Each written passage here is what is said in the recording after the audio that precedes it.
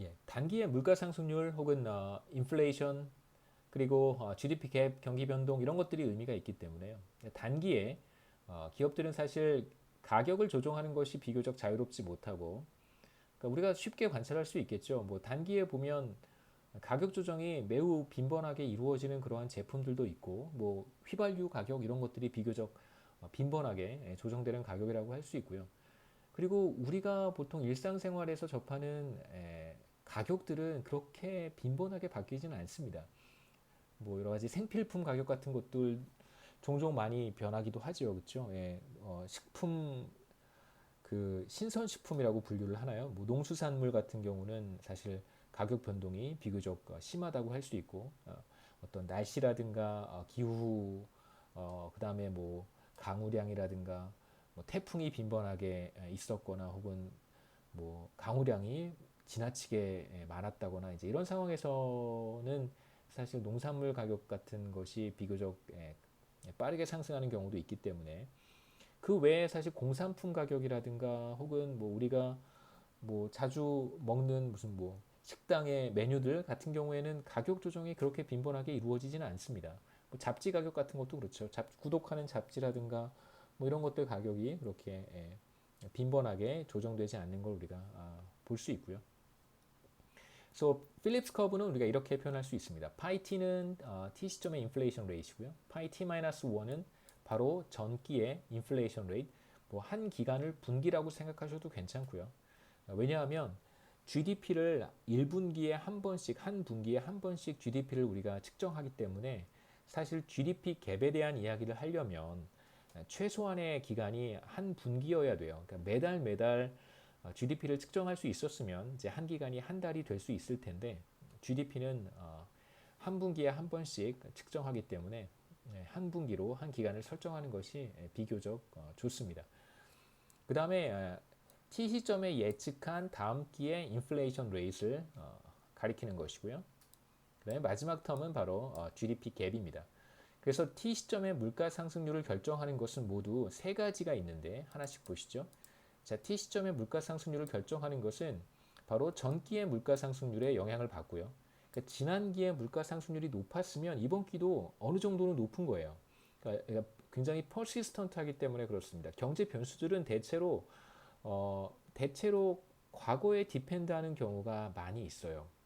과거 상황이 좋았으면 이번에도 상황이 조금 좋고, 물론 이제 그 사이에 나쁜 충격들도 계속해서 올 수 있지만 좋은 상태가 어느 정도 지속되는 경향이 있습니다.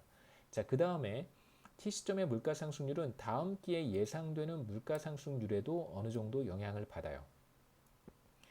자, 앞으로 가격이 올라갈 것이다 라고 예상이 된다면 지금 가격을 올리는 거죠. 예를 들면 이런 상황입니다. 자, 그 다음에 GDP 갭에도, 여기서 베타라고 하는 값은 0보다 큰 값인데요. GDP 갭에도 일정 부분 물가 상승률이 영향을 받습니다. 자, 이건 또 어떻게 우리가 이해해야 되냐면요. 나중에 뭐 이번 슬라이드에서 제가 또 간단한 이그젬플을 들어서 말씀을 드릴 텐데, 경제 전체에 걸쳐서 GDP 갭이 0보다 커요. 경제가 과열되고 있는 상황이잖아요.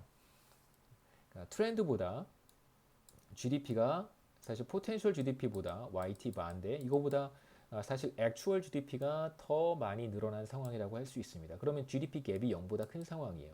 자, 그러면 베타가 0보다 큰 값이니까 필립스 커브에 따르면 T 시점의 물가 상승률이 전보다 높아지는 것입니다. 이건 이제 우리가 어떻게 이해해야 될까? 경제 전반에 걸쳐서 수요가 과도해지면, 수요가 늘어나거나 혹은 과도해지면, 그러면 이제 기업들은 자신이 판매하는 재화에 대한 가격을 인상할 인센티브가 생긴다라고 우리가 이해할 수 있겠죠.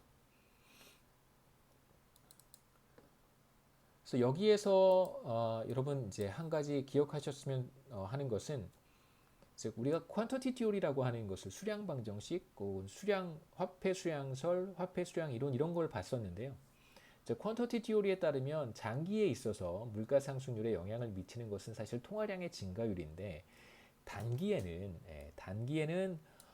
통화량의 증가율이 사실상 인플레이션에 크게 영향을 미치지는 못합니다. 물론 하이퍼 인플레이션 상황에서는 중앙은행의 화폐 증발이라고 하는 것이 물가 상승률에 직접적인 영향을 미치긴 하지만, 그렇게 이상한 상황이 아니라면, 비교적 안정적인 상황이라고 한다면 물가 상승률에 영향을 미치는 보다 근본적인 요인들은 바로 이런 것들이라고 할 수 있겠죠.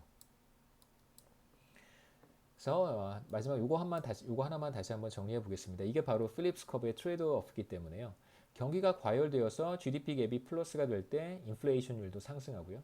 반대로 경기가 침체되어 GDP 갭이 마이너스가 된다면 인플레이션율도 이제 하락하게 됩니다. 이게 바로 트레이드오프라고 하는 건데요. 간단하게만 여기서 잠깐 말씀을 드리고 나중에 우리가 이 트레이드오프를 조금 더 들여다보도록 하겠습니다. 그래서 이게 왜 트레이드오프냐면요. 중앙은행 입장에서는 지속적으로 경기를 과열 상태로 끌고 가는 것이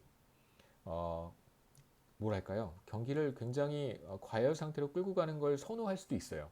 자, 왜 그러냐면 자, 경기가 과열되어서 GDP 갭이 플러스가 되는 경우에 우리가 오쿤의 법칙이라는 것을 본 적이 있습니다. 자, 그러면 실업률이 계속해서 떨어질 거예요. 중앙은행이 실업률을 계속해서 낮추고 싶다고 한번 생각해 보죠. 자, 그러면 중앙은행의 선택은 계속해서 GDP 갭을 플러스로 만들어야 돼요. 경기를 과열시켜야 됩니다. 만약에 이러한 의사결정을 하게 된다면 그러면 중앙은행이 당면하게 되는 현실은 뭐냐면 바로 물가 상승률이 높아진다는 것이죠. 자, 중앙은행은 경기를 과열 상황으로 계속 끌고 가서 실업률을 낮추고 싶습니다. 실업률을 낮추려면 그러니까 오쿤의 법칙은 경험적인 결과이긴 하지만 오쿤의 법칙이 실제로 매우 스트롱하게 성립한다라고 한다면 뭐 반드시 그런 건 아니지만요. 대체로 그러니까 경기를 과열시켜서 실업률을 떨어뜨리고 싶습니다. 우리나라는 그렇지 않아요. 우리나라는 실업률이 중앙은행의 관심사가 아니기 때문에 우리는 이런 문제는 별로 없습니다. 근데 이제 미국 경제는 사실 실업률을 굉장히 중요한 지표로 간주하기 때문에 우리랑 많이 다르죠. 저는 좀 우리도 그랬으면 좋겠습니다. 실업률이라든가 이제 고용 지표를 매우 중요하게 생각했으면 좋겠는데요. 여러분 그 한국은행에서 데이터를 모아놓은 이코스라고 하는 곳이 있는데 ecos.bok.or.kr에 가면 이제 경제 관련 데이터들을 다 볼 수 있는데 고용 지표 찾는 거 쉽지 않아요. 고용 지표가 저기 12번째 항목에 서브 카테고리로 들어가 있습니다. 그러니까 저는 그게 사실 이제 우리가 한국은행이 고용 지표를 바라보는 어떤 시선이라고 생각하고요. 그게 뭐 한국은행의 문제겠습니까? 한국 정부에서 이제 고용이라고 하는 사실 제 전공이 그쪽이잖아요. 매크로 레이버인데 고용이라고 하는 것을 바라보는 어떤 그 인식을 그대로 보여주는 것 같아요. 우리가 고용이라고 하는 실업이라고 하는 것을 매우 중요하게 생각한다면 그렇게 어렵게 그 데이터를 찾을 수 있게 했을까? 그러니까 사실 여러분 그 미국 같은 경우에 그 중요한 경제 관련 웹사이트에 들어가 보시면요. 전면에 나와 있는 인포메이션이 뭐냐면 GDP, 물가, 실업이에요. 이 세 가지가 전면에 나와 있습니다. 근데 우리는 경제 관련 데이터를 전면에 이렇게 표시를 할 때 고용 지표는 잘 보여주지 않아요. GDP, 경제 성장률, 그 다음에 인플레이션, 그 다음에 환율, 뭐 이 정도 이렇게 보여주죠. 네. 고용 지표를 우리가 중요하게 생각하지 않습니다. 전 계속 굉장히 불만이 많아요. 사실 고용, 실업 이런 문제가 사실 국민들한테 있어서 일반적인 경제 주체들에게 있어서 사실 중요한 문제지. 그 지금 뭐더 얘기하면 조금 이상할 것 같아서 예. 자, 이제 중앙은행이 경기를 과열 상태로 계속 이끌어 간다고 한다면 실업률을 떨어뜨릴 수는 있어요. 굉장히 좋겠죠. 하지만 반드시 치러야 되는 대가가 있는데 그것이 무엇이냐면 높은 인플레이션율입니다. 그렇기 때문에 단기 GDP 갭과 물가 상승률 사이에 상충 관계가 존재한다라고 얘기를 하는 거예요. 다시 한번 정리해서 말씀드리면 자, 경기를 계속해서 과열 상태로 끌고 가면서 동시에 물가 안정을 달성할 수는 없다는 것입니다. 이 둘을 다 할 수 있으면 얼마나 좋겠어요. 하지만 이 둘은 항상 트레이드 오프 관계에 있다는 것이 바로 필립스 커브의 가장 중요한 결과라고 할 수 있어요.